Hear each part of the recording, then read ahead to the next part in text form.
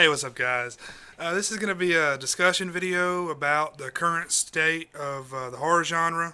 A good buddy of mine, ORC145626, pointed out a video to me by Chris Stuckman, and I'm not familiar with his channel, but he told me to check his video out, and I did, and it's a really well done video. I'll post a link up here somewhere in this general area. Really informative video that I agree with many of the guy's points. But basically, pointed out that there's no imagination anymore. Too many jump scares. He made quite a few points in there, so go check that video out. I'm sure it'll be much better than my video. But I've actually wanted to do a discussion video about this topic for quite a while, and he kind of piqued my interest with that video. So thanks for the video, man. If you ever watch this one, I appreciate it. But my good buddy, Spanner's Germ 669, he does these discussion videos, and we've been kind of back and forth over the past few years, doing responses to each other. So I invite him to comment on this as well, because he's going to definitely bring a different perspective into this. As he's Australian, and he generally doesn't like a lot of American horror movies, so I would love to hear his opinions as well. But what I wanted to talk about is, everyone says that there's a lack of imagination, and that's true. But my nephew is 17 years old. I often bring him up to reference this because this is kind of how I stay in touch with the younger generation, so to speak. I try to turn him on to stuff from the 80s that I liked a lot that he doesn't really get into. He's kind of the opposite with me. He doesn't really like practical effects. He likes the CGI stuff, and if it's older than 10 or 15 years, he's probably not going to watch it, and that's a shame. But I feel like a lot of kids probably feel the same way. The movie going audience, the main target audience, doesn't want to see that stuff, and they want to see jump scares, and they want to see the monster immediately. They don't want to see the psychological horror that has tension building throughout the film. The slow-paced movies, stuff that we grew up with, that we love. They don't want to see that stuff. I recently I'm on a website called letterboxed, or letterboxed, I guess is how you pronounce it. And a person on there that I'm friends with on a few other social media rated the original Halloween 2.5 stars out of 5, and I had to remove him from my list because that's just not cool, man. Because you go and he's giving The Matrix 5 stars and stuff like that, and I know he's probably younger than me, and I've seen a lot of comments lately. I try not to pay attention to it, but if you go on any movie related website, you'll see this type of stuff, and it's usually younger people that they say they're boring when we say the complete opposite about the newer films. It's nothing to it. There's no substance to it. To me, real horror is the building of tension, and I often say that, but that's what makes a great movie to me. Chris Stuckman pointed out a couple of films that I really enjoy, and I haven't seen The Babadook yet, but that's one that he really recommends. That's high up on my list. I just have been trying to avoid spending the money on the video on demand, but heard so much talk about it, I may go ahead and do it. But the two he mentioned were Oculus and oh shit, I forget the other one. Damn it. But anyway, another newer horror film that I hadn't really heard anybody talk about. I saw it on Netflix. Really enjoyed it. More like a slower building type movie.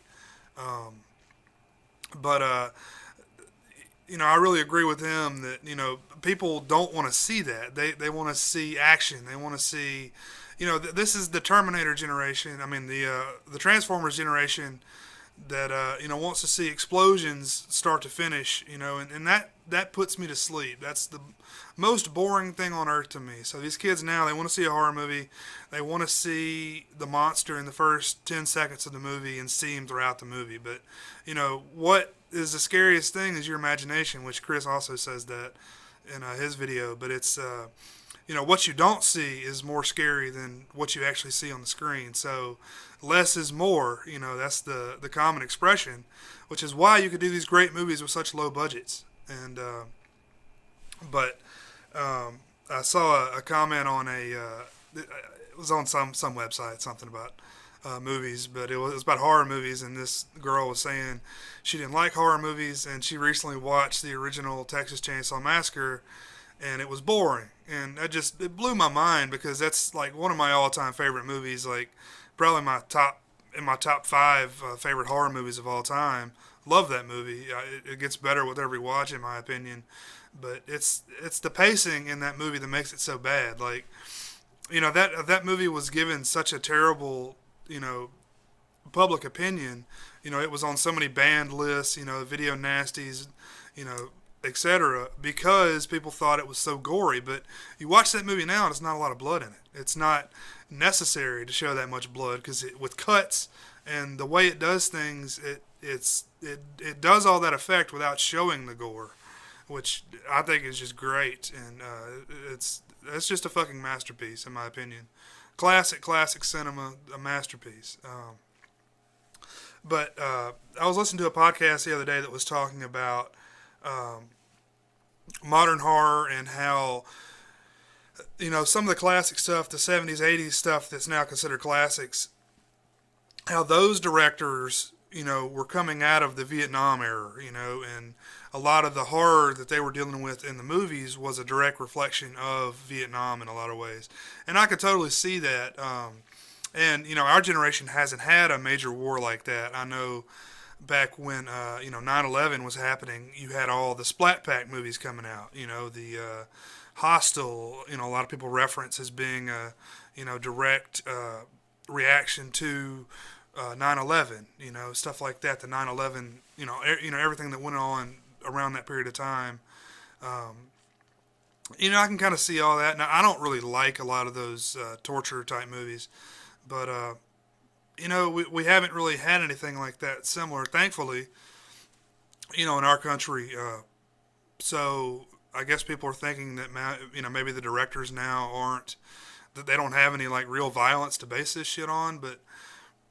I think the major problem, this is what I think. I think the major problem of the genre, and I'm an apologist. I really don't want to face the fact that the horror genre is dead right now. I don't want to admit that because there is good stuff out there. You have to really dig for it. I think that's the problem. Is there's so many movies out there. There's so many people making movies. Netflix is full of garbage, full of it, and the vast majority of that stuff is not good, but there are a few gems in there made for really low budgets by really talented people, outside of the studio system making great movies, because studios are only doing stuff for the mass markets. Like I mentioned before, the movie going audience is 16 years old. They want to see explosions. They want to see the Texas Chainsaw Massacre remake. They want to see that type of stuff.